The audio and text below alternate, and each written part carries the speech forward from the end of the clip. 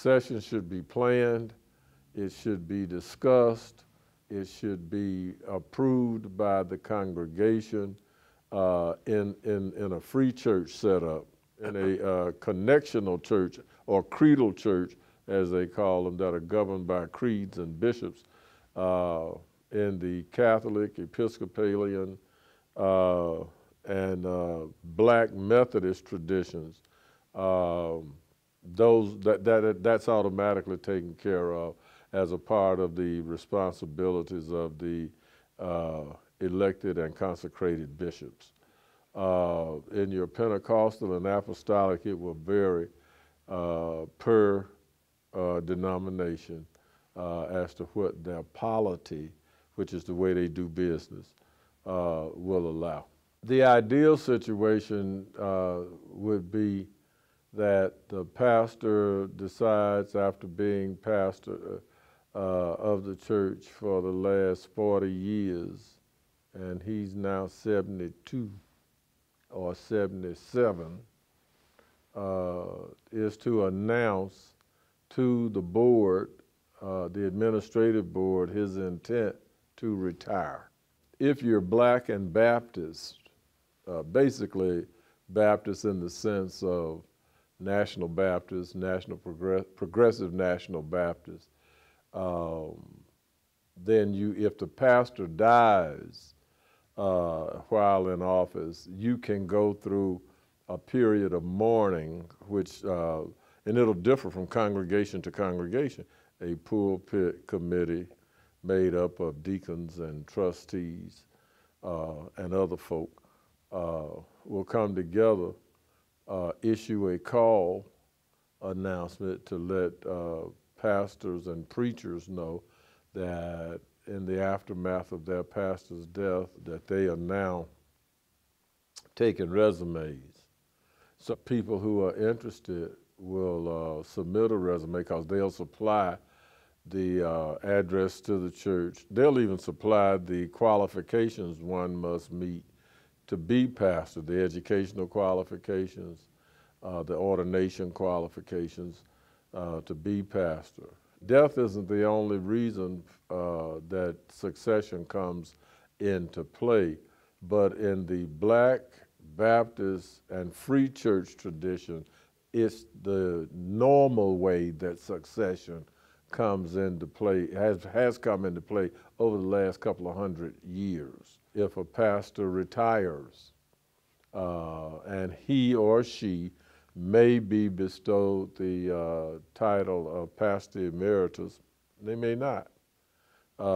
In either case, whether they are or not, the church still calls together a committee, and most times if the pastor is retiring and the church knows well in advance, they will pull a search committee together, a transition team, as some congregations call them. And then they'll go through and they'll invite the candidates in to preach. For your Black churches that are not Baptist and free, for example, your African Methodist Episcopal Church, your African Methodist Episcopal Zion Church, your Christian Methodist Episcopal Church, and some other Wesleyan congregations that are governed by creeds and bishops, the bishop will name the successor.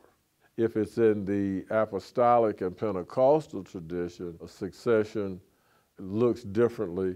While it shares these features that I've talked about, sometimes these pastors, especially if they are bishops, they pick their successor. And the congregation ratifies.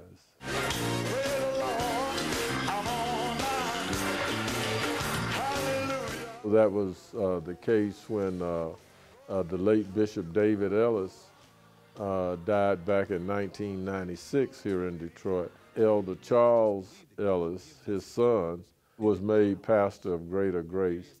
And within a few months, based on their denominational polity, which is rooted in the Pentecostal assemblies of the world, He was made a district elder, and then eventually he was made a bishop. The longer a church or congregation goes without a central spiritual leader or head, even if that's a symbolic head, the greater the possibility that the congregation will begin to scatter. According to Scripture, they will begin to look among the quote-unquote elders to find a replacement. So whether you are Catholic, Episcopalian, Lutheran, Baptist, Presbyterian, Apostolic, Pentecostal, there ought to be, or non-denominational, there ought to be some type of succession plan. And even though succession is a recent term that has gotten applied to the process, some type of process has been in use historically for years. The goal of the successor should be to, first of all, learn the lay of the land. And where there is no relationship, there will be no ministry. And you get the relationship by appearing to be friendly, by greeting people when you see them, by being open-minded and more open-minded and less judgmental. The pastor has to remember, and the people do too, that the people don't belong to the pastor. People belong to God. The pastor belongs to God. And if they respect each other and learn to love each other, they could be together a pretty good while.